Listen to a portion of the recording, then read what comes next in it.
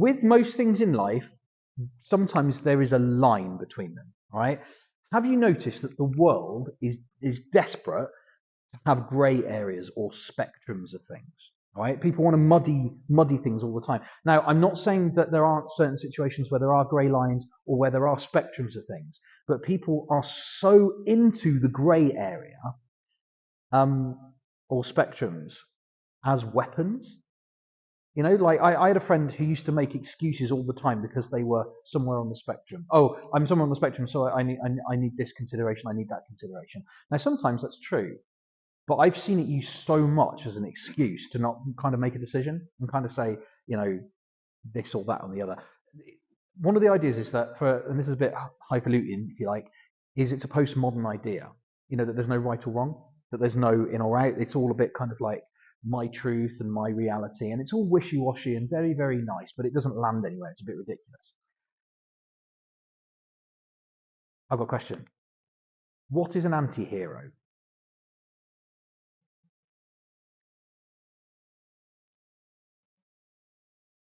Sorry? What? No. Okay, it's an interesting. I see where you went with that one. But an anti-hero is basically somebody who sort of does good, but is sort of bad, right? So I've actually got some ideas. Who recognises all of the superheroes up there? Who recognises none of them, right? My favourite superhero is actually there, but these guys are all anti-heroes. So Wolverine is the yellow fella in the corner. In the films, played by Hugh Jackman. Or Jack Human, if you get it wrong. But Wolverine, in the comics, has one of the biggest body counts of any character. He's been alive for hundreds of years and has killed a heck of a lot of people. In the comics was how I prefaced that, not in real life, because that is a comic book character. There are people who have killed hundreds of people in real life, but in the comics, he is a goodie. Sorry? Well, yeah, that's what I'm saying. Yeah. Okay, yeah. But there are certain people who are responsible, maybe not have killed, but are responsible for the deaths of many. Okay, but Wolverine, I really like the character of Wolverine, but because he's well, not because, but he's a smoker, he's a drinker, he's a womanizer, and he's killed tons of people. But he's sort of good as well. He has a moral center, and sometimes he's nice to children, right? But that's not sounding good, is it? Right. So Deadpool, who's the gentleman in the red, if any of you have seen Deadpool, you're very, very naughty. Okay, because it is an 18. Right. Sorry. No, it's got to be an 18. Deadpool is a horrific character. I mean, he's very self-aware. So he knows he's a comic book character, so he talks to the audience. This is the film. In the comics, he's been doing it for years too. But he's a mercenary, which means that if you pay enough money, he'll kill anyone. Right? He does have a moral center, but he's very good at fighting with swords. He's very good with weapons. He cannot die. He has a regenerative ability, which means that you chop off his arm, he'll just grow anyone back. Right? But Deadpool, very, very funny character, but again has killed tons of people. Moon Knight, the guy in the white, love Moon Knight. Really interesting character. He was a mercenary, but he got tricked and was killed by one of his guy called Mark Spector. He was killed by one of his friends. He was then resurrected by an Egyptian god. By the way, this is obviously not in the Bible. Okay, I'm just saying this is in the comics. And the Egyptian god said to him, "If you kill people, I'll give you superhuman abilities." So he went, "All right then." But he turned into a superhero, so he only kills criminals. But does anyone else think that's a little not heroic? Right? So yes, he does. This guy has actually tried to get away from his what? What, the first one? Okay, fine. That was really unimportant, but thank you. So yeah, but it was unimportant. Hulk. Now, Chris asked me earlier, is the Hulk anti-hero? I was like, out of all of them, Hulk causes more devastation than any other hero. He's not a nice guy who's big. He's big because he's really angry and smashes things. His catchphrase is Hulk smash, right? So yes, he will defend people, but he'll take down every building in the city to do it, right? And not care about the devastation he's causing to save someone. And most people's favourite superhero, the Batman. Okay, you might think, oh, Batman's good, isn't he? No, this man has psychological problems which are huge. Okay, he fell down a well, saw lots of bats, his parents get killed, so he decided to dress up as a bat, terrorize lots of people at night. His whole thing is about causing fear in criminals, and he has no problems with maiming and mutilating people, just as long as he doesn't kill them, right? But all of these guys are considered heroes, but this is where the anti-hero comes in. And anti-heroes are the most popular characters at the moment. Yeah, okay, characters like Spider-Man and Superman, they're going to be favorites forever. But these kind of heroes are massive because they operate in the grey area, and that whole grey area is comfortable for some people. There is an element that people can relate more to, a big green hulking monster. Yes, you're right. Um, or being resurrected by an Egyptian god. Yes, you're right. Many people have that. But no, I know what you're saying. Yeah. So it's true. So these kind of grey areas, this postmodern mush of nothing. Okay, because that's where we're operating in here. Superman doesn't kill, doesn't hurt. He does the right thing all the time. His nickname is Boy Scout because he's like, truth, justice, in the American way. It's always been like Spider-Man is normally in the comics he's like a 15-year-old kid. He's very relatable. He's very down to earth. Yes, he does beat up baddies, but he doesn't really. I mean, crumbs. He doesn't mutilate them like Batman does. I mean, in one of the films, Batman like brands people with a bat. I mean, it's like that's not very nice. You don't see Spider-Man kind of going, "And you're stamped with a spider." It doesn't happen. Anyway, I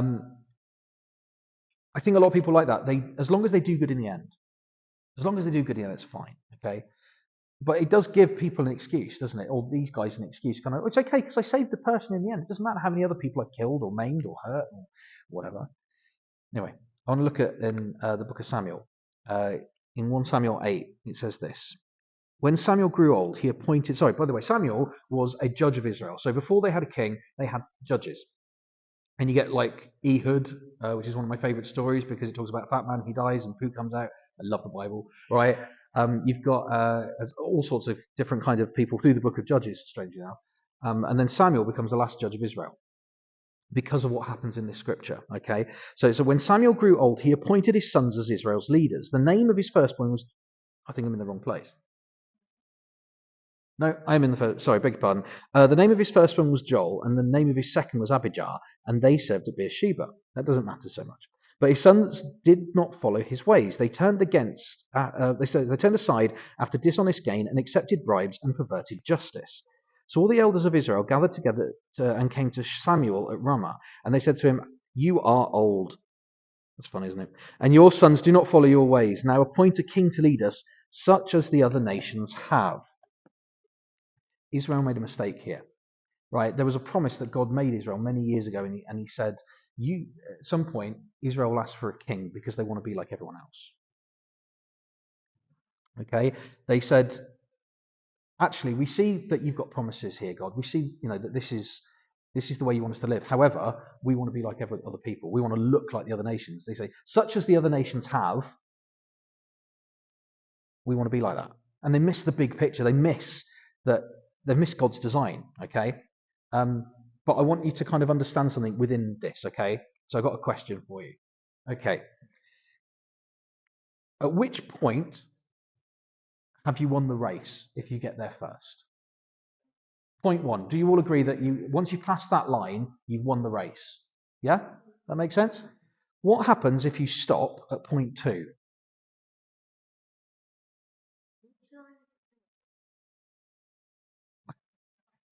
Well, if you can see,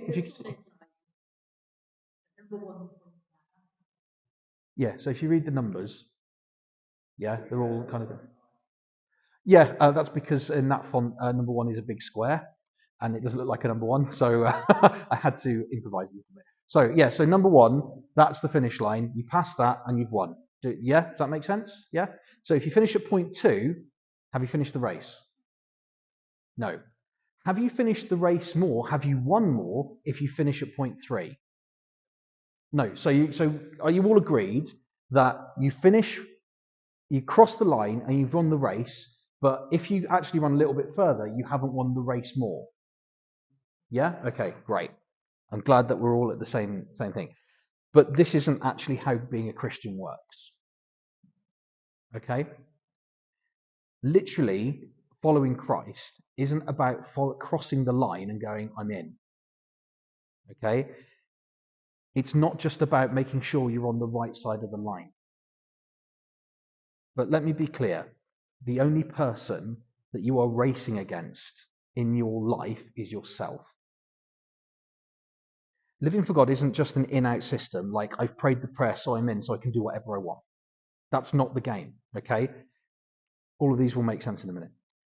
You've understood mercy and grace. Mercy is not getting what you deserve. Grace is getting what you deserve.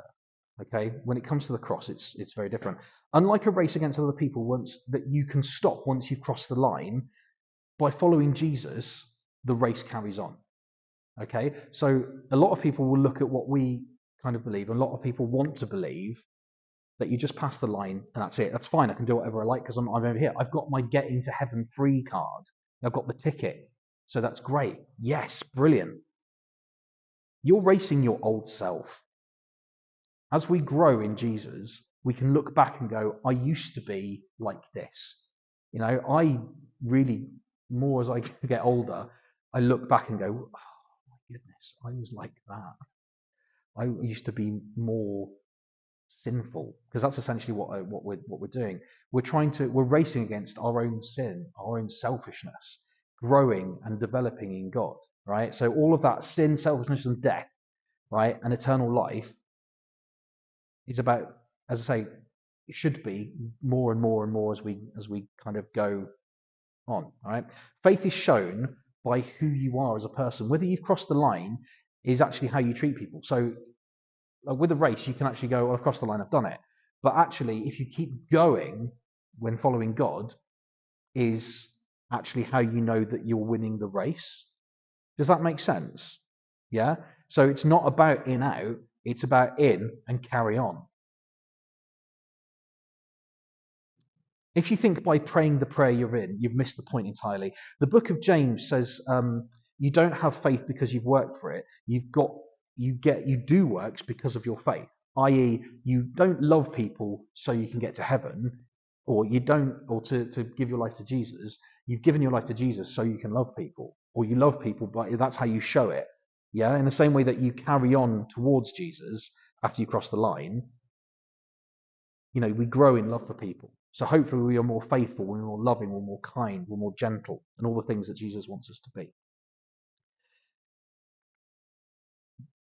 God has very evidently drawn a line in the sand for us to cross.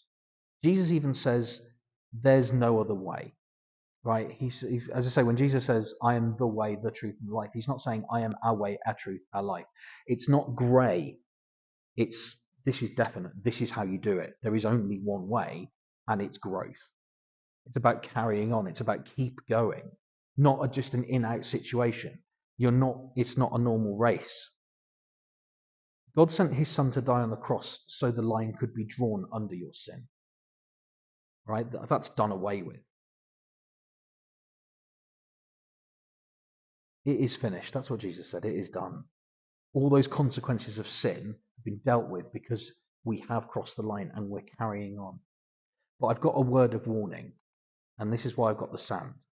Because if I was to draw a line in the sand, right, and say in or out, what a lot of guys tend to do, what a lot of younger people want to do, and older people, but I've heard it more from young people, is what can I get away with? And that's an interesting question because it shows a certain kind of mentality. As a Christian, what can I get away with? Usually that's in reference to, I fancy somebody, what can I do without it being considered sin? And what that is that you can see yourself on the line, right? It's almost like your tiptoes are on the line, kind of going, how far can I stay on this side of the line by doing things that are sort of on that side of the line? That's ridiculous. That really is ridiculous. Jesus did not die so that you could look like everybody else. The grey area is where the world seems to want to be. They want to keep you in a mist of insecurity, of nothing definite. But there is definitely a line. And if you are looking at where you've come from, you're not running the race. That's not how you win a race unless it's a backwards race, and that's ridiculous, right? The idea is that we fix our eyes on Jesus and we run towards him, which means all the other stuff that we've left on that line needs to fade away.